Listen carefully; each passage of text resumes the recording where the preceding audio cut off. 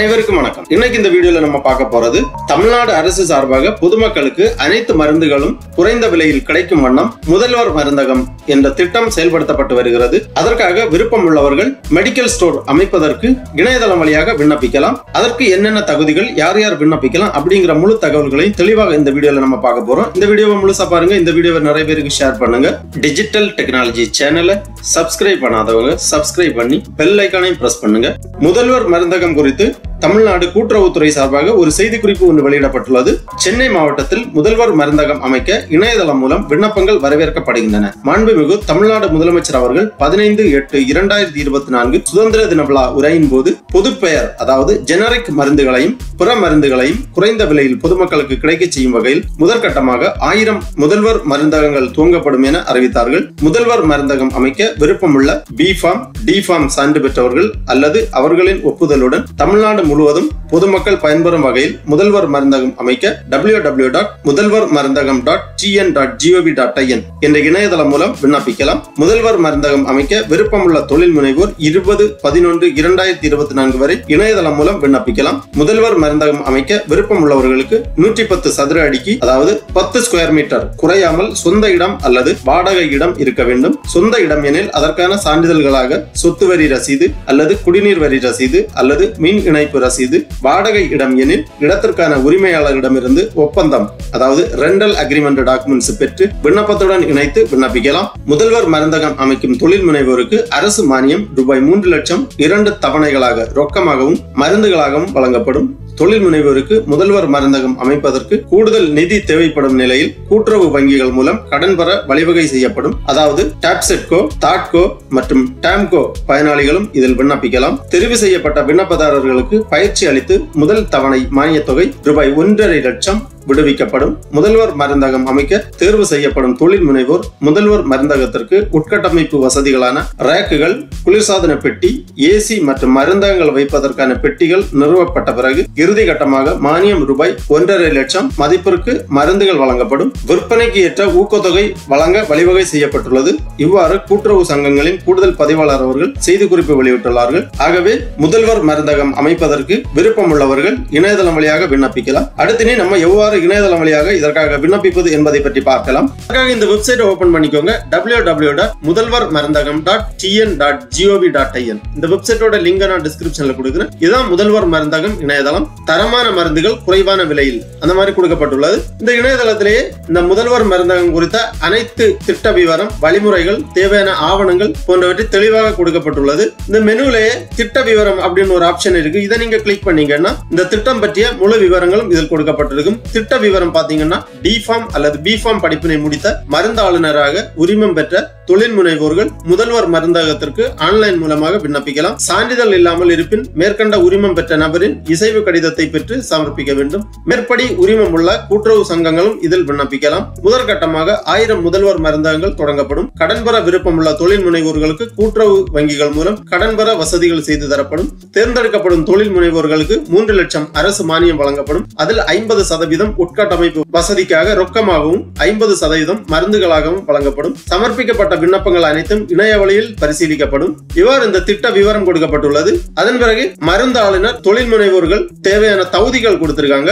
மருந்தாளுநர் படிப்பு முடிக்கப்பட்டதற்கான சான்றிதழ் பெற்றிருக்க வேண்டும். மருந்தக தொழில் குழுமம் பதிவு சான்றிதழ் பெற்றிருக்க வேண்டும். மருந்தக தொழில் குழுமம் அடையாள அட்டை மற்றும் புற சான்றிதழ்கள் பெற்றிருக்க வேண்டும். இடம் சொந்தமாக இடம் அல்லது வாடகை அல்லது குத்தகை ஒப்பந்தம் செய்திருக்கப்பட வேண்டும். வாடகை இடமாக இருப்பின் உரிமையாளர் ஒப்புதல் கடிதம் வேண்டும். சொத்து விவரங்கள், சொத்து வரி, மின்சாரம், கட்டண ரசீது, தண்ணீர் வரி ரசீது போன்றவற்றை செலுத்தியதற்கான விவரங்கள் இருக்க வேண்டும். தேவையான அடிப்படை கட்டமைப்பு வசதிகள் அதாவது 110 சதுர அடி கார்பெட் ஏரியா உள்ள கடை, குளிர்சாதன பெட்டி, ஏர் கண்டிஷனர், இணைய இணைப்பு, கணினி, மருந்தக SOP என்படி அகவரிசை பெட்டிகளுடன் இருக்கும் அமைப்பு, இதர ஆவணங்கள், மருந்தக அனுமதி படிவம், அனுபவ சான்றிதழ், விரிவான திட்ட அறிக்கை, GST சான்றிதழ், PAN கார்டு, ஏற்கனவே உள்ள கடன் விவரங்கள் மற்றும் தற்போதைய நிலை ஆகியவை ஆவணங்களாகும். அப்புறம் வழிமுறைகள் பாத்தீங்கன்னா விண்ணப்பதாரர் பார்மசி கவுன்சிலில் சான்றிதழ் சான்றிதழ் பதிவு செய்திருக்க வேண்டும். மருந்தகத்திற்கு தேர்வு செய்யப்படும் இடம் பொதுமக்கள் எளிதில் அணுகும் இடமாக இருக்க வேண்டும். மருந்தாளுநர் தனது சொந்த கடையாக இருந்தால் சான்றளிக்கப்பட்ட ஆவணங்களின் நகலையும் அல்லது அது வாடகை கடையாக இருந்தால் குத்தகை அல்லது வாடகை ஒப்பந்தம், மருந்தகம் துவங்க தடையின்மை சான்றிதழ் சமர்ப்பிக்க வேண்டும். முன்னுரிமை காரணிகள் கொடுத்திருக்காங்க.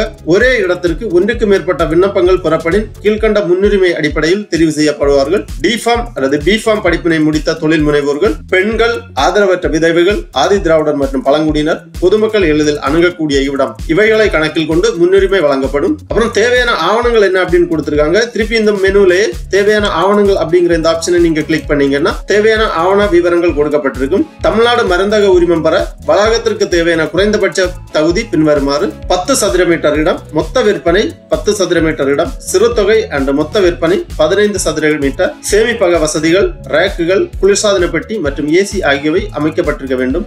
தேவையான ஆவணங்கள்: விண்ணப்ப படிவம், சம்பந்தப்பட்ட மண்டலத்தின் மருந்து கட்டுப்பாட்டு உதவி இயக்குனர் முகவரியிடப்பட்ட கடிதம், அங்கீகரிக்கப்பட்ட கையொப்பமிடப்பட்டவரால் கையொப்பமிடப்பட்ட அங்கீகார ஆவணம், விண்ணப்பதாரர், மருந்தாளர் அல்லது தகுதியுள்ள நபரால் முறையாக கையொப்பமிடப்பட்டு நிரப்பப்பட்ட உறுதிமொழி படிவம், வளாகத்தின் விவரங்கள், உடைமை ஆவணம், வாடகை ஒப்பந்தம், கையொப்பமிடப்பட்ட வரைபடம், இந்த மாதிரி இதற்கு தேவையான ஆவண விவரங்கள் எல்லாமே கொடுக்கப்பட்டுள்ளது. கீழே முதல்வர் மருந்தக திட்டத்தின் கீழ் விண்ணப்பிக்க தேவையான தகுதிகள் குறிப்பிடப்பட்டுள்ளது. ஏற்கனவே நம்ம பார்த்ததுதான். டி ஃபார்ம் அல்லது பி ஃபார்ம், மருந்து அங்கீகாரம் கொண்டவர் ஒப்புதல் கடிதம், கவுன்சிலில் பதிவு செய்தல், மருந்தக குழும பதிவு, மருந்து உரிமம், சில்லறை உரிமம், இந்த மாதிரி ஆவண விவரங்கள் எல்லாமே கொடுக்கப்பட்டுள்ளது. மாதிரி ஆவணங்கள் கொடுத்திருக்காங்க. இதற்காக விண்ணப்பிப்பதற்காக இந்த ஹோம் பேஜ்லயே லாகின் சைன் அப் அப்படிங்கிற ஆப்ஷன் கொடுத்திருக்காங்க. இதை நீங்க கிளிக் பண்ணிக்கோங்க. உடனே இந்த மாதிரி விண்ணப்பிப்பதற்கான பேஜ் ஓபன் ஆகும். இதுலயும் அறிவுரைகள், திட்ட விவரங்கள், தேவையான ஆவணங்கள், வழிமுறைகள் எல்லாமே கொடுக்கப்பட்டுள்ளது. விண்ணப்பிப்பதற்காக தனிநபர் அல்லது கூட்டுறவு சங்கம் 2 விதமான ஆப்ஷன் கொடுத்திருக்காங்க. கூட்டுறவு சங்கங்களும் விண்ணப்பிக்கலாம், தனிநபர் விண்ணப்பிக்கலாம். தனிநபர் விண்ணப்பிப்பதற்காக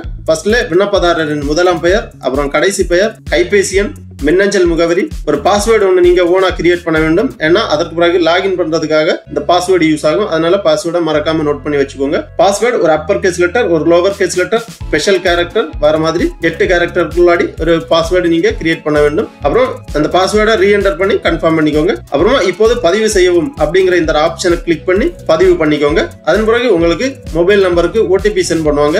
உங்க மொபைலுக்கு வந்திருக்கக்கூடிய ஓடிபியை இந்த மாதிரி என்டர் பண்ணி வெரிஃபை ஓடிபி இந்த ஆப்ஷனை கிளிக் பண்ணிக்கோங்க.